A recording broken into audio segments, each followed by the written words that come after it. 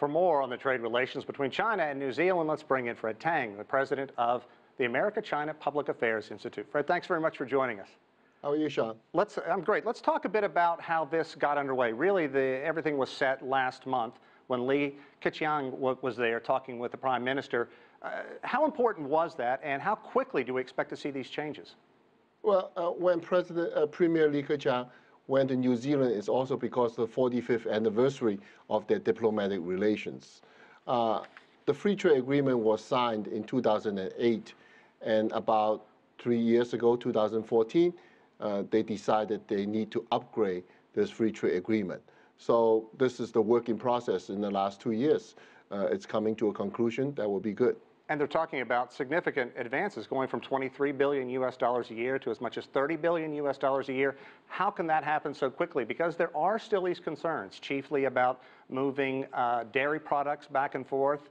There's always that rub when you talk about moving something in that really hasn't been done before. It is.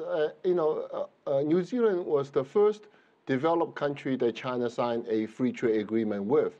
And in some way, this is a kind of a model for China to look at for it to sign free trade agreement with other countries. Certainly, the first round, only about 30-somewhat% of each other's export fall under the free tariff agreement. And so they're working towards it. They all have products want to sell to each other, and their different industries want to do so. Not only the dairy product, the seafood, forestry, so many different things that New Zealand want to sell to China. And also getting a lot of tourists going back and forth. Do you think those two things are going to go hand in hand? Well, tourism, I think, a lot to do with direct flights. So the more direct flights, the more tourism. It's because it's easier. Nobody want to hop over a couple of different hubs before they land in their destination.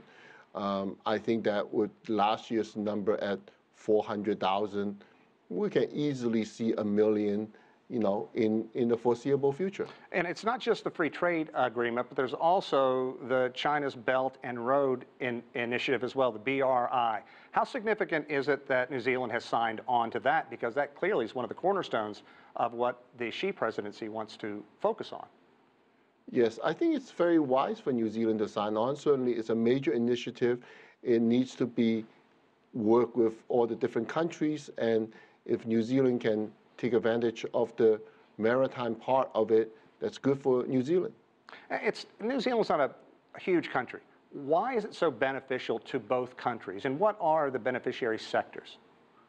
I think they're complementary to each other. We talked about New Zealand have dairy product.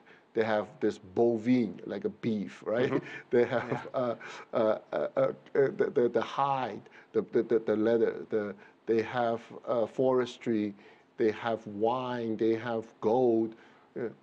These are things China want to buy. China, on the other hand, have machineries, electronics, and auto parts and airline parts, and they take the leather and they make into shoes and sell it back to New Zealand.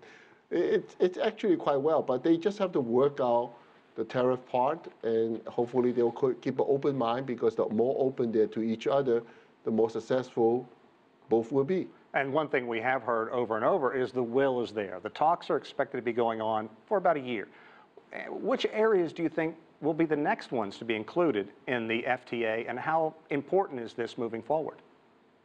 Well, I think because New Zealand is a heavy dairy producing country, they will continue to push. The dairy industry is very strong, so they will push for that. But I see the forestry industry. I see also the seafood. New Zealand has rock lobsters and lots of great fishes.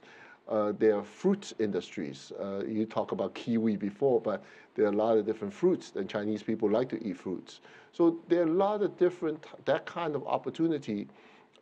China just have to want to manage itself, making sure that it's not